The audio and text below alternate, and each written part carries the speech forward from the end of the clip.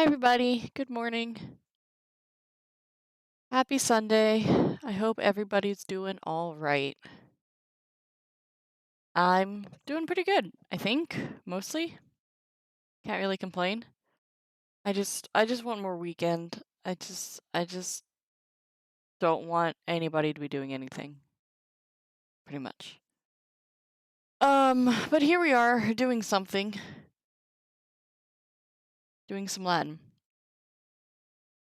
So as I mentioned, for the rest of Latin, for the rest of Lent, when I stream, I'm going to be doing Latin things. And then I'll get back into gaming probably, or maybe I'll quit streaming. I don't know. Like, it depends on the day. What I'm feeling. But welcome everybody. This will be up on YouTube, so I regret everything I've just said. And on Twitch later. The couple of items that we're going to be doing today are not super new.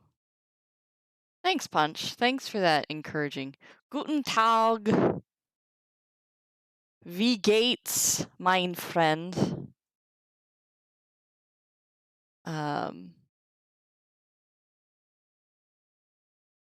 So we're not going to be covering anything super new today. In fact, I would dare to say it's not new at all. It's just a couple different types of the second declension, so that second group of nouns that we've been studying. It is possessive adjectives.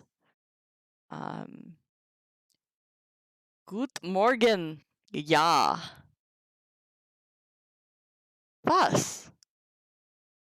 Es ist morgen. Sonntag, right? Sonntag. Heute. Heute ist Sonntag. We're just gonna make this a German stream now. Let's learn German, everybody. That'd be fun. Right. I don't really remember very much though, so it'd be pretty slow. I was saying things. So we're going to be talking about a couple different types of second declension, but the endings are all the same, except for the nominative and the vocative singular. So nothing weird there. The possessive adjective, which works in form just like the other adjectives. So again, not new. Not new forms. And then, if we get through the two passages and those two things, and I'm feeling good, I'm going to do the third piece, which is just some uses of the ablative case. So again, not new forms, just some new information. I'm doing well today, Max. Thank you. I hope you are having a lovely morning as well. 8 a.m. Mass was very early today, thanks to daylight savings time. So that was an unpleasant reminder when my alarm went off at 7 and my clock said 6, and I was really confused for a moment. I thought I entered some sort of time travel situation. And the cat wasn't bothering me yet, so I was really thrown off. But other than that, it is, in fact, a good sacrifice, that hour of sleep. Still a little cranky, so that diminishes the sacrifice, I know.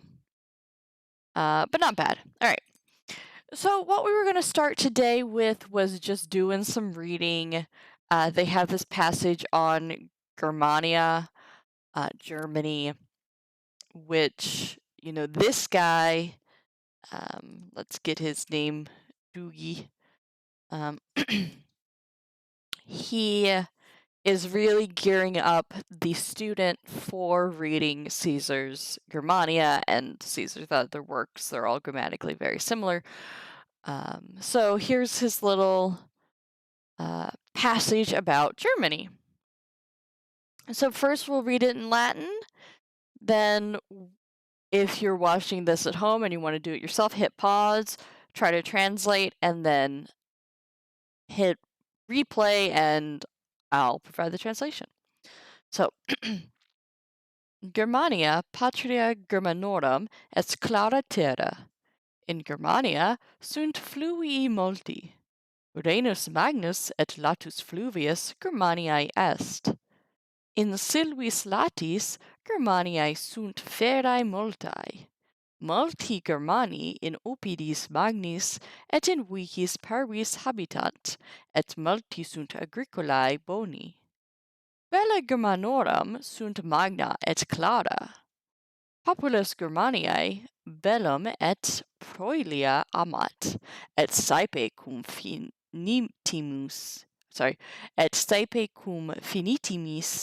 pugnat. Fluvius Rhenus is finitimus opidis multis et claris. All right, so again, if you're practicing at home, you can hit pause, translate through this passage, then restart when you're ready. So Germania, Germany, the fatherland of the Germans, Patria Germanorum, that genitive plural, is a bright land, clara. So clara is a fabulous adjective. It means a lot of things. And that's actually a note in general. Latin has a small vocabulary, so the words tend to mean more things in English.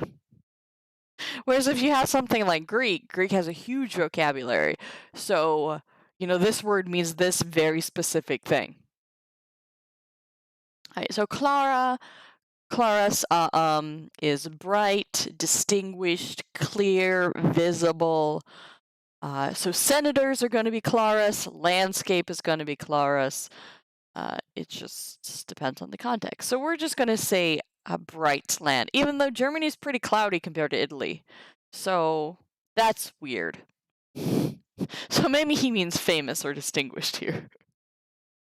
Because Germany's known for being not pleasant when you're used to Mediterranean's climate. In Germania, in Germany, sunt fluvii multi. There are many rivers. Although I think here Punch is the only one who's actually lived in Germany. So maybe he could elucidate how he would describe Germany. Too hot. Claris doesn't mean hot, though. So that's not accurate here. And again, at least Italy has a nice Mediterranean breeze. So it gets hot. But that ocean breeze is usually very nice. I did invoke your experience. I was trying to get you to translate Claris, though. The voice of your experience is that you would not use Claris. Let me give you a list according to Whitaker's words of what are your options. Clear, bright, gleaming, loud, you'd go with a loud, distinct, evident, plain, illustrious, or famous. Those are your choices from Whitaker's words. And I'm going to put that link here too. So this is my go-to site for doing vocab. Nothing really beats the experience of using a physical dictionary. You get a better relationship with the language if you use a physical dictionary. You get more options with a physical dictionary. But it is time consuming. I mean, sometimes you just don't have the time to keep looking up words in the dictionary. So Whitaker's words is my go-to. Very useful. That's the website for it. All right. So it's a loud land. Very good. There are many rivers. Rhenus magnus et latus fluvius Germaniae est. So the Rhine, we've all heard of the Rhine, is the great and broad river of Germany. Okay, that makes sense. You'll notice Rhenus, Magnus, Latus, Fluvius are all in the nominative. So Rhenus is the subject, and Fluvius is the predicate nominative. So the Rhine is a river. is the basic sentence of the structure. Magnus et latus, describing the river, and Germaniae, where the river is. I do want to say pronunciation-wise, fluvius. Fluvius is how you would say that word for river, F-L-U-V-I-U-S. It sounds like a river. It flows like a river. So there are a fair number of words in Latin that feel the way that they're translated. Fluvius. It's a river. It's a bubbling creek. All right. In silvis latis Germaniae sunt verae multae. So in the broad woods of Germany, so silvis latis, the ablative within, Germaniae, again, that genitive, where the woods are, the woods of Germany, there are many wild animals. Okay. Multi Germani in opidis magnis, that makes more sense, et in vicis parvis habitant, et multi sunt agriculae boni. Many Germans, multi Germani, nominative plural, second declension, live, habitant, so that verb in the middle of the sentence. They live in opidis magnis et in parvis vicis, in great towns and in small, like, neighborhoods, vicis.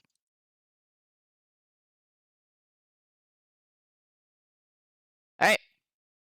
And et many are, multi sunt, good farmers. All right. Good old Germany. Bella Germanorum sunt magna et clara. The wars of the Germans, so wars plural, aurum genitive plural, wars of Germans are great and distinguished. Magna, like, not like super good, great, but like large. Populus Germaniae bellum et proelia amat. The people of Germany love war and battles. Et saepe cum finitimis pugnat. And they often fight with the people who live on the borders. Finitimis. Fluvius Rhenus est finitimus opidis multis et claris. So the river Rhine River, is the border for many distinguished towns. That was kind of an awkward way to end that, but there we go. So nothing too tricky. But think of how much Latin you've learned if you're able to do that. Right? That's great. You can read like stuff in Latin. Good job. I'm proud of you all. All right. So there's one more note about the second declension. Again, not super bad. So we're used to the second declension having a US if it's masculine, right? Like servus is the example here.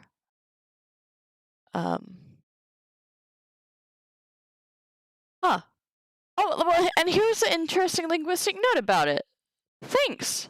So in early Latin, all the masculine nouns of the second declension ended in os, which is why it's called the O declension. This os later became us. Okay, os, us, that's a pretty easy linguistic shift in words like servus. But it dropped entirely in words with bases that end in r, like puer, ager, and weird. So that means in the nominative singular now, they have no ending, quote unquote. They don't have a us. So you'll see these examples here. Puer, boy, ager, field, weird, man. Then become pueri, agri, weirdy, puero, agro, weirdo, puerum, agrum, weirdum, puero, agro, weirdo. So it's blank EOMO instead of us EOMO. Then in the plural, it's the same. E ordem, es, os, es. So that hasn't changed in the plural. So it's only the nominative and the vocative singular. And you're going to know that because it's the first entry in the dictionary. Like, not too bad.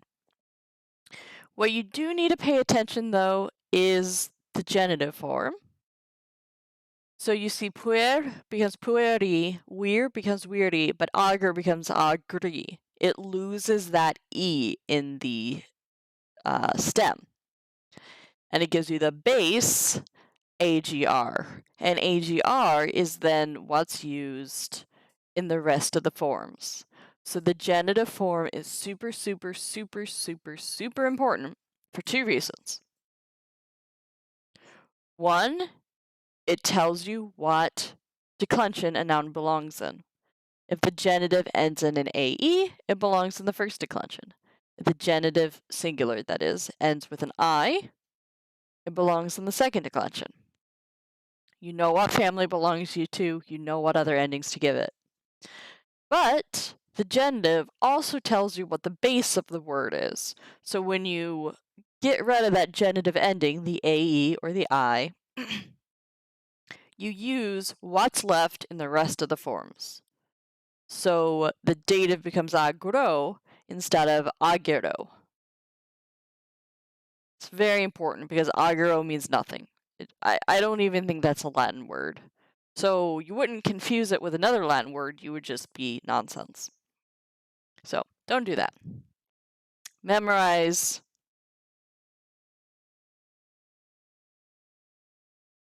Memorize. Memorize. Those dictionary entries. I can't say it enough. Do it. It'll be good for you. It's good for your brain. All right. As a side note with this ER second declension, that does mean that some of the adjectives that are first, second declension adjectives also have an ER in the nominative. So here we have a couple examples. So the adjective meaning free, liber, libera, liberum. Then it'd be in the genitive, liberi, liberi, liberi. You keep the E, and you keep the regular endings. It's just the masculine singular does not have a US. Pretty goes pulcher, pulcra, pulcrum. You see that in the feminine and the neuter forms, that E is gone. It goes from pulcher to pulcra, no E. So that is your clue that you don't use that E in the rest of the forms. The genitive would be pulcri, pulcri, pulcri. Right, so it declines like ager without that E in the other forms, whereas liber, libera, liberum declines like puer with the E in all the forms. For the adjectives, you just need the three nominative forms, because the feminine and the neuter will tell you whether or not you keep the E. Okay, let's do another reading on Italia. So that's going to be very different than Germany, I'm sure. So like before, I'll read it out in Latin, pause the video, try to translate it, and that's what we'll do. Whitaker. Do do do do do. Team.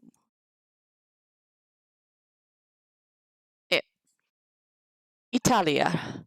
Magna est Italiae fama, patriae Romanorum, et clara est Roma, domina orbis terrarum. Tiberim, fluvium Romanum, vis non laudat et pulchros fluvio finitimos agros. Altos muros, longa et dura bella, claras victorias, quis non laudat? Pulchra est terra Italia. Agri boni agricolis praemia dant magna, et equi agricolarum copiam frumentum ad opida et vicos portant.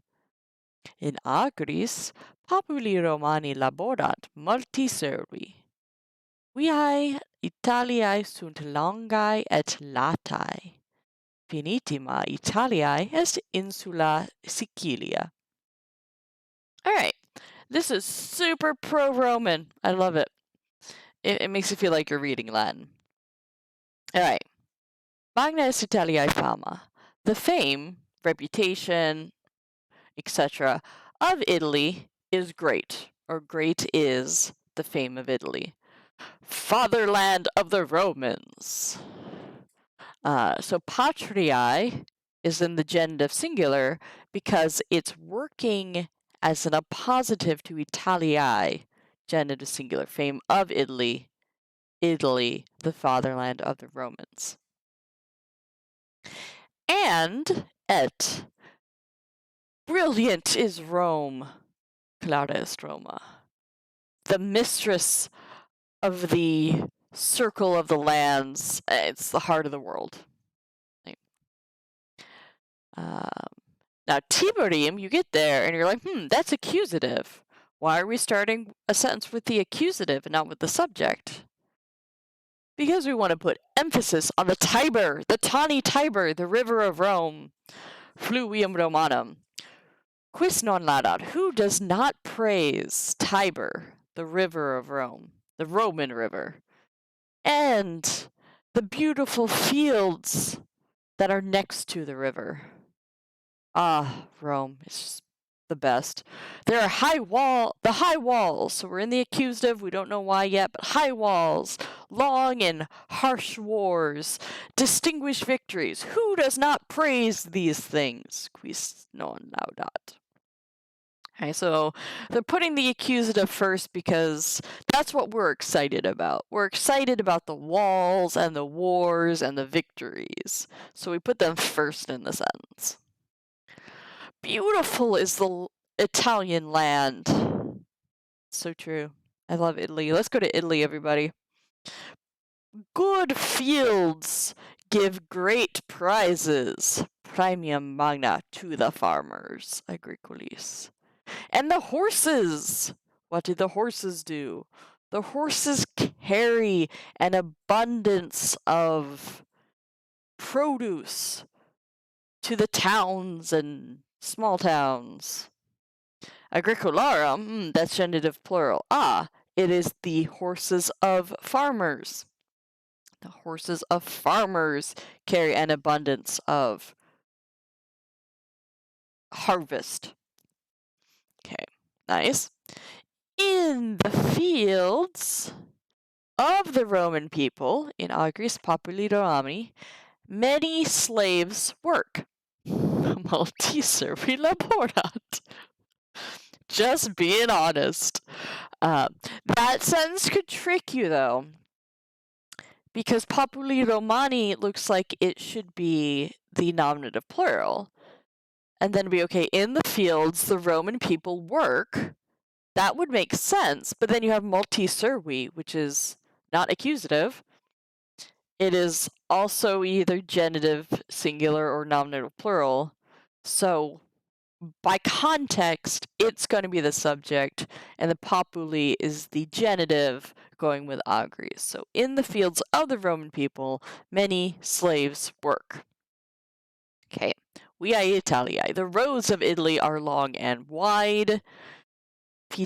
Finitima. The neighbor of Italy is the island Sicily. Very beautiful. Man, Italy's the best. Let's go to Italy. Let me just see what's going on. All right, we're gonna skip the dialogue. It looks like they're saying the same thing. Our Marcus and Cornelius are nice friends. About how Marcus's son is in Germany right now for some kind of war. That sounds good. All right, possessive adjective. Woo! All right. Sometimes you want to own things. My cup, my kitty, his computer. I'm just making your uh, thing, right? You want to describe who owns things. It happens. So, Latin uses adjectives for those words, and the adjectives are declined like other first, second declension adjectives. So if I want to say my something, me is Your singular, to us Ours, noster, nostra, nostrum. My mare doesn't even know how to play the guitar. It's a bad joke. Wester, westra, westrum. So when the Romans referred to the Mediterranean, they referred to it as our sea, which in Latin is mare nostrum. And so Wheelock's Latin makes a bad joke because it looks like mare nostrum. My horse doesn't know how to play the guitar. It's a really bad joke, and I don't really know how they set it up, but it's something like that. Anyway, your is plural, wester, westra, westrum. But suas this is important. Suas which is both singular and plural. What are you doing, cat? It is only used reflexively. What does that mean? It is only used when referring back to the subject of the verb. So if I were to say, we have these sentences down here, Sextus is calling his son. I'm going to say son for puerum, even though it says boy and not filium, which it could say. Sorry, I'm laughing at Punch's predicament right now. All right. So you could say Sextus suum puerum vocat. Or you could say Julia is calling her own boy, her own son. Julia suum puerum vocat. You see the second part of the sentence is the same, even though Sextus is a dude, Julia is a lady, because the adjective is modifying the noun that is going with, which means puerum, so it's going to be suum, no matter who's the subject. But with this adjective, you cannot say Sextus is calling for her son. So, like, in the context of Sextus and Julia were hanging out, and they got lots of kids, and Sextus was calling, they're, like, having, like, a daycare or something.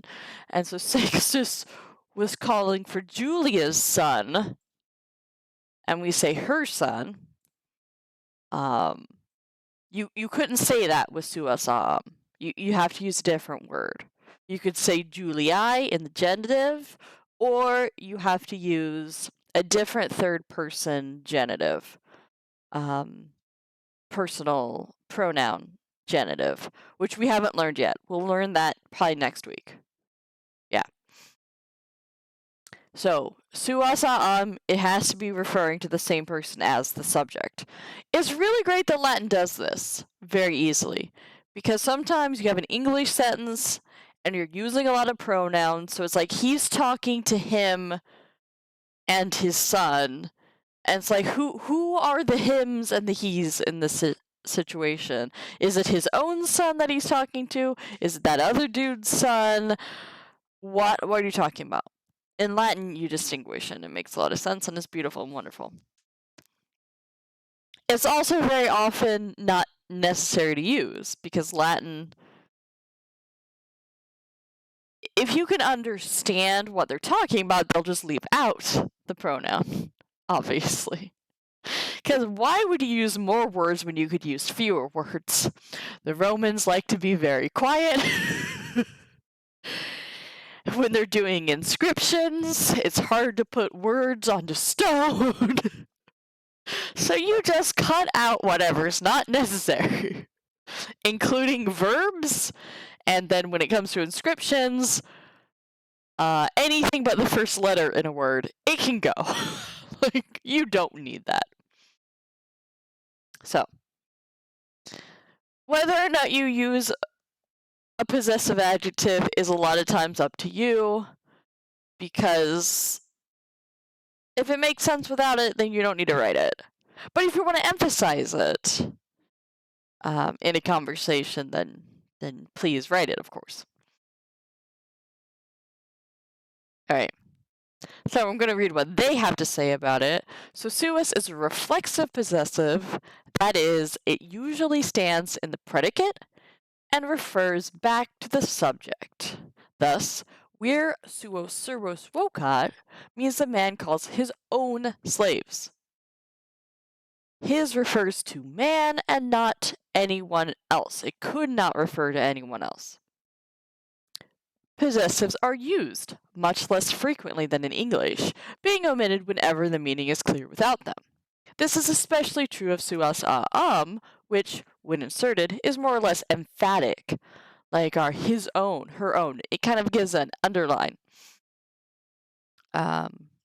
So me and Mr. Benjamin Doog are on the same page here. We explain that in pretty much the same way. So good. We'll just do a couple sentences just so you see them, and then do the ablative section, which is my favorite. All right. So, number 1. Marcus amico sexto concilium suum nuntiat. Marcus announces to his friend Sextus his own plan. Okay, so again, suum is referring back to Marcus. Marcus is not telling Sextus about Sextus's plan. He is not telling Sextus about somebody else's plan. Marcus is telling Sextus about Marcus's plan. So, the kind of difference there. Number 2. Est copia frumenti in agris nostris. There is an abundance of harvest in our fields. Nostris agris. See, they really don't work any differently than any other adjective. It's not bad. Amici mei bonum canum ancillae vestrae laudat. My friends praise the good dinner of your all plural servant. So there's multiple people who own this maidservant. It's a family, it's fine. All right. Okay, good. And there's a farmer plowing. Isn't that nice? Agricola arat. All right. Are we ready for the ablative?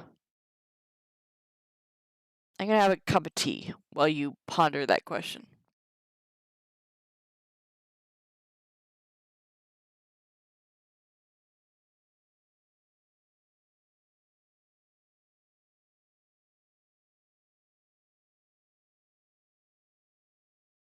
All right.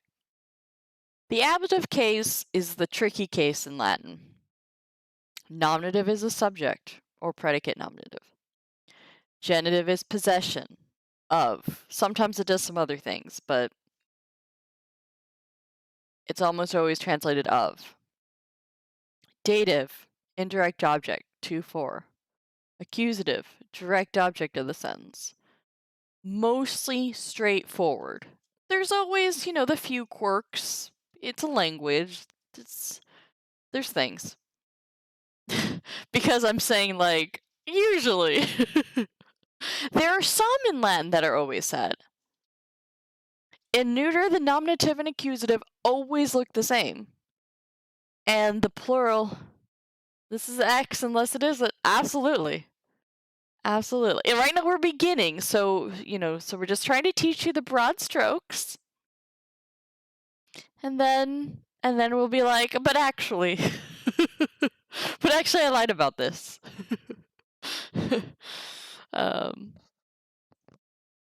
Because the thing is,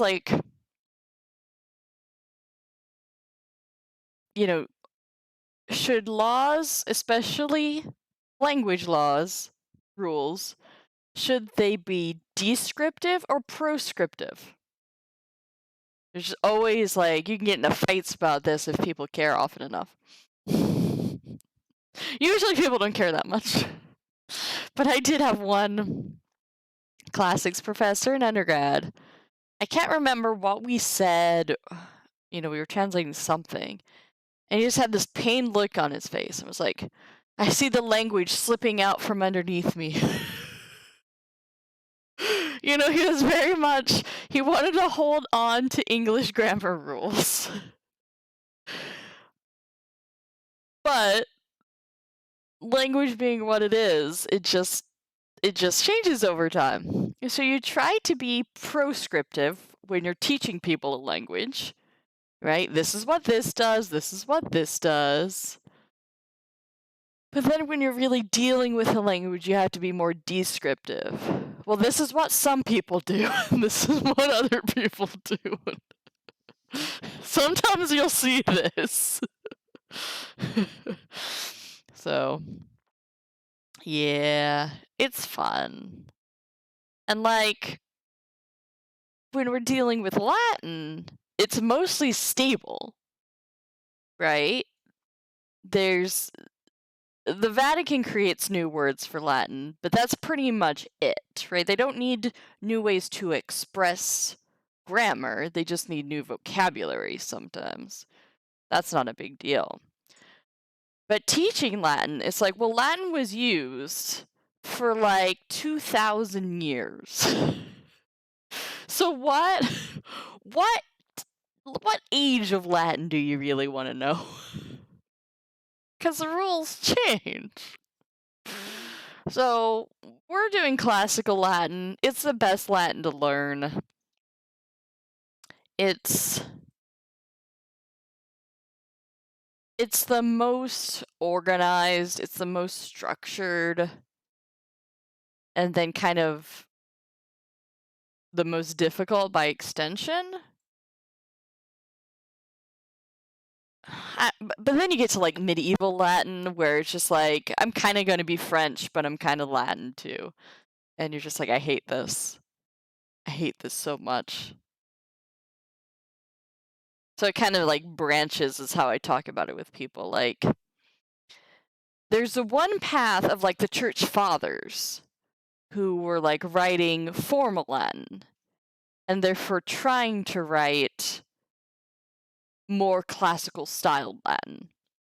Very simplistically, but trying to use the more formal Latin.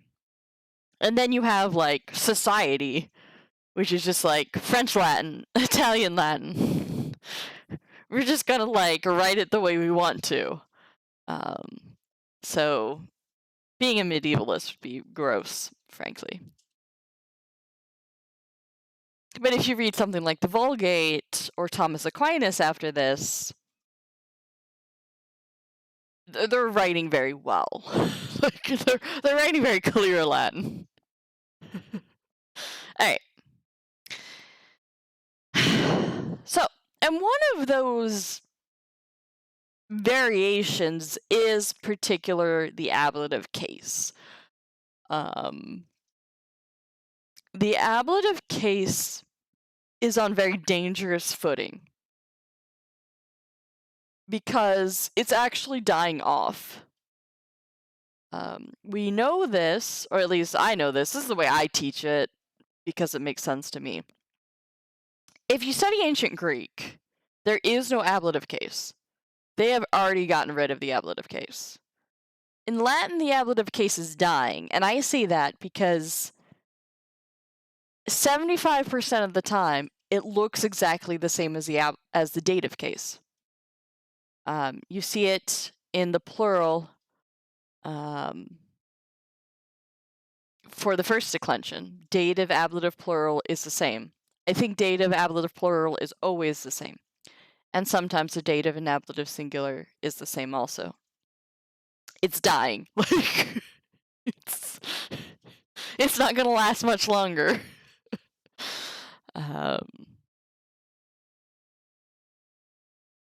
And the ablative case is already responsible for like 5 other cases that have already died. And so there's a lot of things you can do with the ablative case, but that means it has a lot more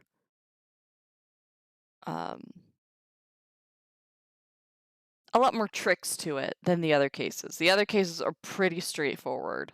The ablative case, it's like, well, is it being used with this preposition? Is it being used with this preposition? But you do have the prepositions frequently to help you out with the ablative, because again, as cases die, prepositions are born. This is what happens to the language. So today we're going to talk about the preposition with. Because yeah, as Benjamin here says, of the various relations denoted by the ablative case, there is none more important than that expressed in English by the preposition with. This little word is not so simple as it looks. It does not always convey the same meaning, nor is it always to be translated by cum. So cum in Latin is a word for with. So this will become clear from the following sentences. So let's read through these English examples. Mark is feeble with want of food. With, for, because of. But you can say that in English. I am strong with tea. The tea has given me strength. Okay. That's very different than Diana kills the beast with her arrows. That's what we call means or instrument. Number C. Hey, I'm teaching Latin. C is a number. I'm not wrong. Letter C here, though. Julia is with Sextus. That's ablative of accompaniment. She is with someone. And then D. It's just a rather high number. It is. Did I ever tell you the joke? Well, not the joke. The funny thing that happened. So, first semester of college, you know, the professors try and beat you down a bit the first semester of college so that you buck up and take school seriously and don't just assume everything's going to be peachy keen. So, I'm getting like C's on my English papers for my seminar and my humanities class, which, whatever. I'm not a great writer, so it's fine. And it was, my first paper. I'm not a good academic writer. And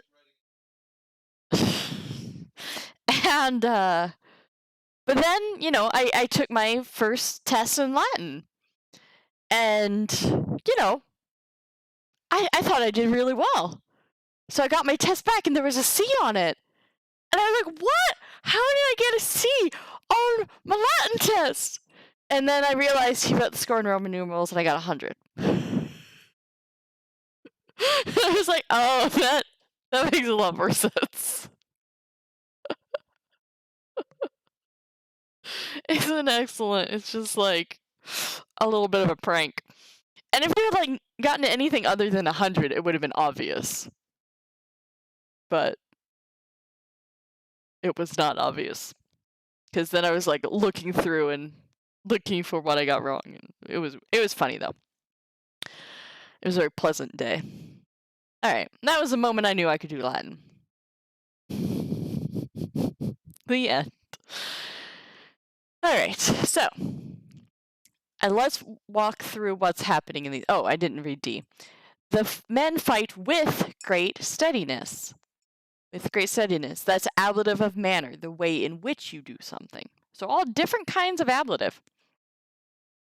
So now he breaks down what those are. So in sentence A, gives the cause. So this is ablative of cause without a preposition. Marcus est infirmus, weak, in opia kibi, with a lack of food. Kibi in the genitive. In sentence B, when Diana is killing the beast with her arrows, is ablative of means, no preposition. Diana sagita suis feras negat. So sagita suas, with her own arrows, means no cum.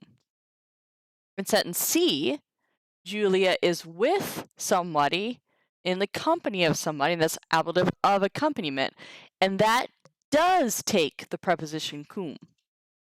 My kind of rule of thumb is people deserve a preposition. That's my rule of thumb for the ablative cases. If you're dealing with a person, they probably get a preposition because they're a person. Right, Julia est cum sexto. Julia is with Sextus. And then D, they fight with strength. That's how they fight. That's ablative of manner. Now this one, you actually get a choice. With or without the preposition cum. You'll see it either way. If there is a adjective describing the manner, then they usually omit the preposition. So here, the men fight with great steadiness. Steadiness is being modified by great, so you would usually omit the cum. Viri constantia magna pugnant. You can have it, but again, it is less likely. If you do not have the adjective, then it is supposed to use the preposition. So, no for means, no for cause, yes for accompaniment, usually with manner. And those are 4 super important types of ablatives. So here he gives, let me just, okay. Yeah, so this is the last one we'll do today. So here's his little summary of the 4. When you're translating from Latin to English, it's usually not too bad, because you just translate with and then try to understand it. When you're translating English to Latin, then you need to be a little bit more thoughtful. Then you need to say, okay, I'm using this preposition here. What does this prepositional phrase really tell me? Does it tell me because of what? Because cause is denoted by the ablative without a preposition. So it answers because of what?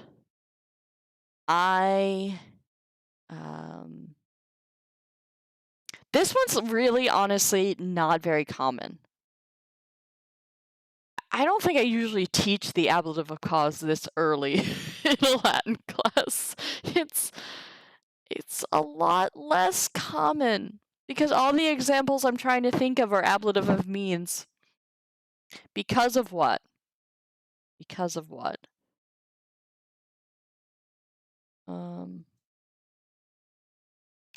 I slammed the phone down with anger because of anger.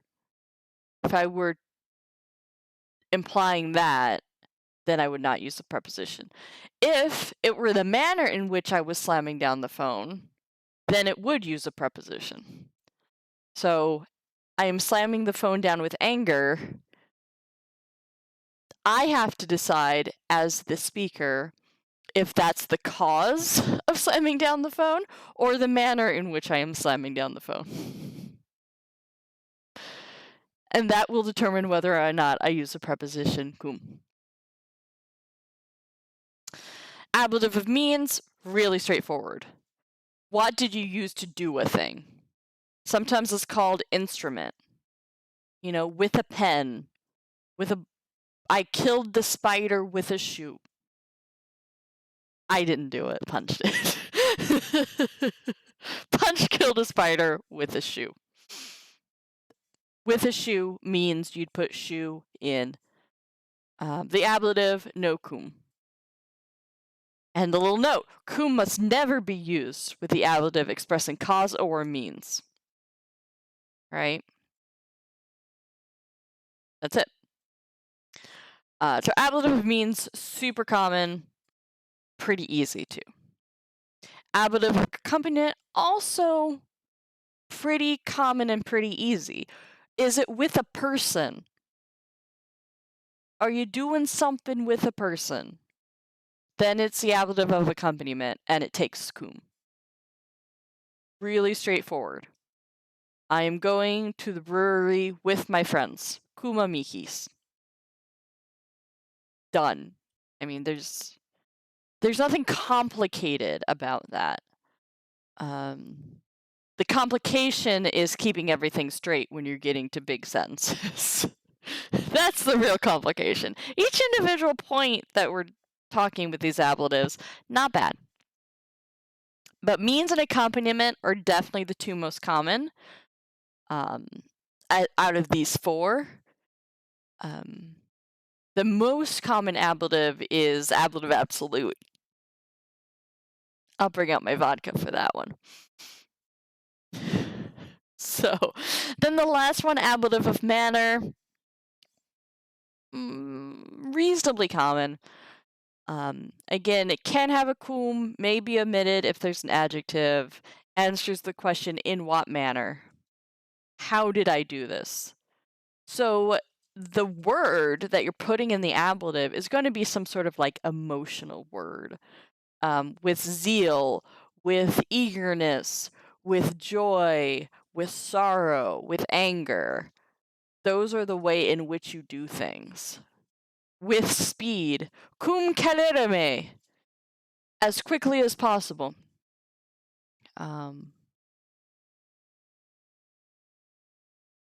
But again, not super hard. Ablative of cause is actually the trickiest one, and I would say it's the least frequent of these four. And again, let me assure you that sometimes you just have to let the ablative be. You just have to accept something's in the ablative and just translate it as it makes sense. Grammarians get overzealous. Magno cum studio, with great zeal, ablative of manner. The grammarians compose the rules based on what is read in the Latin text. Again, these four, with the exception of 102, are common and frequent enough that you want to be comfortable with them. You want to be comfortable with, okay, ablative can do these things.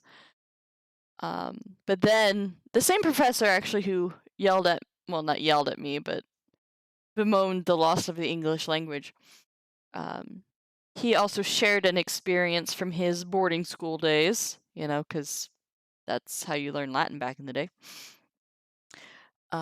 Working on some Caesar, Livy, something.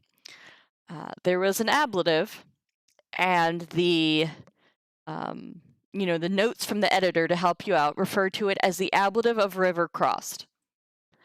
And my teacher threw the book across the room, completely frustrated with grammarians making up ablative titles for everything. Ablative of river crossed. Why? Just why? So the moral of that story is that ablatives do a lot of things, and when writers don't really know how to express what they're doing, they'll just put it in the ablative, because, yeah, you'll figure it out. On the river, let's just put it in the ablative. Over the river, sure, I don't know, ablative. Sounds ablative. It's not accusative. That's my real only other choice, so I guess we'll put it in the ablative. So don't stress out too much. But I would learn these. I would remember these four, because you will see them a lot. A lot, a lot. And again, especially if you want to compose. then you need to be able to live these rules more deeply. Because although native Latin authors show quite a bit of flexibility in what they do, they were native speakers. So they get more flexibility. It's just the truth of it. When we're composing, we need to understand what they've said so that we would be intelligible to them and to other readers who we're trying to reach for whatever reason in Latin. Not super common, but it does happen in certain professional organizations. A former colleague of mine, here at this most recent place I taught at, he annually composed, kind of like an award speech in Latin for an annual meeting, which, it makes sense. That's an appropriate place for it. But you have to really be able to know the rules, because otherwise it's like, what case is he using? What is going on? All right. All right. So we will end with this: the Romans prepare for war, and then next week we'll do some irregular adjectives and some more pronoun work, which is really fun. And then in 2 weeks we finally get to verbs. Verbs! That's where all the power is. It's very exciting. All right. So the Romans prepare for war. Romani claris Italiae populus bellum parant. Ex agri suis vicis obidisque magno studio viri validi ad arma properant. Iam legati cum legionariis ex Italia ad Rhenum fluvium Germaniae altum et latum properant, et servi equis et caris cibum frumentumque ad castra Romana portant. In opia bonorum telorum infermi sunt Germani, sed Romani armata Gallies, loricis, scutis, gladiis, pilisque sunt validi. All right, let's kill some Germans. I'm just responding to what I read. Romans prepare for war. Romani, the Romans, prepare for war. Bellum parant. They distinguished people of Italy, claris populus Italiae, from their own fields, towns, and villages, with great zeal, magno studio, ablative of manner, the strong men, viri validi, hasten to arms, ad arma properant. Now, Yam, the legates with the legionnaires, hasten out of Italy, ex Italia, to the Rhine, the broad and deep river, latum et altum fluvium, of Germany. And the servants carry, servi portant, with horses and chariots, equis at caris. I assume caris is carriages, I don't actually know, but it makes sense. So those are ablatives of means or instrument. They carry food to the Roman camps. Cibum's more of like chow, and frumentum is more like fresh harvest fruit. All right. So the lack of good weapons. I see now. Okay. So the Germans, Germani, are weak, infirmi, by means of, in opia, or because of, this is our ablative of cause. So the Germans are weak because of a lack of good weapons. But, said, the Romans are armed, sunt armati, with helmets And I think lorikeets are I want to say they're and I'm forgetting my armor pieces. Greaves. I want to say lorikeets is greaves. Helmets, greaves, shields, swords, and spears. The Romans are strong, armed with all those things. Means of. All right, very nice. So that paragraph has all the ablative uses they made up for us there. That was nice. And the Romans are going to go fight the Germans because of reasons. I can't even remember why Caesar went to fight the Germans. I guess just because. I don't know if there's a specific cause or just like Caesar just being Caesar. So, anyway, maybe they were harassing like northern Italy or something. Usually there's some sort of small cause. All right, well, thank you all for watching. Have a lovely week. I may or may not be doing things Tuesday and Friday, depending on how enthusiastic I feel on those given days.